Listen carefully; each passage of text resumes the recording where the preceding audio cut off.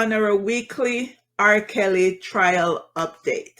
So the trial has been going on for a month now. It's almost over. And the prosecutors have rested their case earlier this week. The prosecutors have rested their case earlier this week. R. Kelly will not be testifying in his defense. The prosecutors took over a month to lay out the case. The defense took 3 days to put forth its case. They called a former Chicago police officer who was Kelly's close friend and security guard, who denied ever seeing Kelly with underage girls, then contradicted that claim almost immediately. Several other people exaggerated the amount of time they spent with Kelly, eventually having to admit that they had far less first-hand knowledge than they had professed.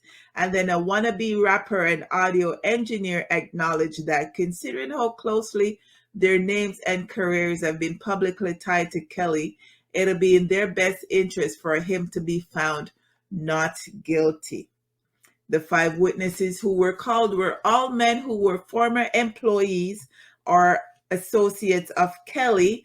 Unlike the alleged victims called by the prosecution, none of the defense witnesses could describe what it was like to have a sexual relationship with the defendant.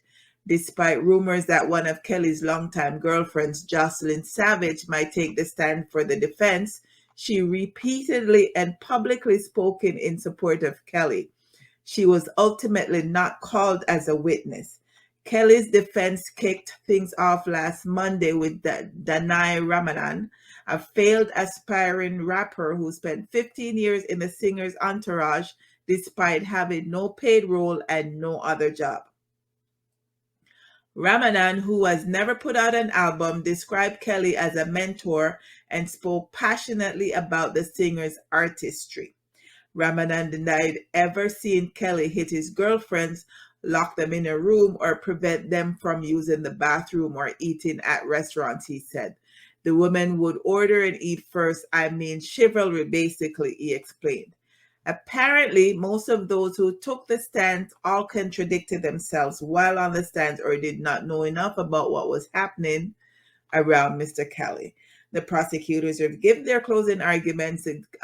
Defense is in the process of giving their closing arguments, and the case will be given to the jury shortly for deliberation. Now, this particular trial is happening in New York. Once it's concluded, he also will have a trial in Chicago, because if I recall correctly, that was where he was first charged. So he will have another trial after this one is finished. But for those who went on the stand, and if they're proven to have lied on stand, I believe that they should be charged with perjury and sent to jail. So let's see what's happening in here. Enid said, I sit here watching him just shaking my head. I said, look at that crazy bitch. Janet says Kelly need therapy. Boy, I may never know if a therapy need. I don't know what to say. I honestly, when you sit down and you listen to the things that the people them say in the court case, and me read the different newspaper, the New York Times and Vanity and all of the other one them, and the different reporters put out different things about what it was alleged that he did to his victims. That is a depraved mind.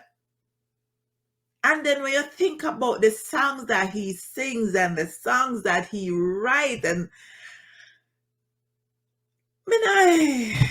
every week me say me don't understand, and me still can't understand. Every week me say me don't understand, but I don't understand. I don't understand. But anyways, we're going into our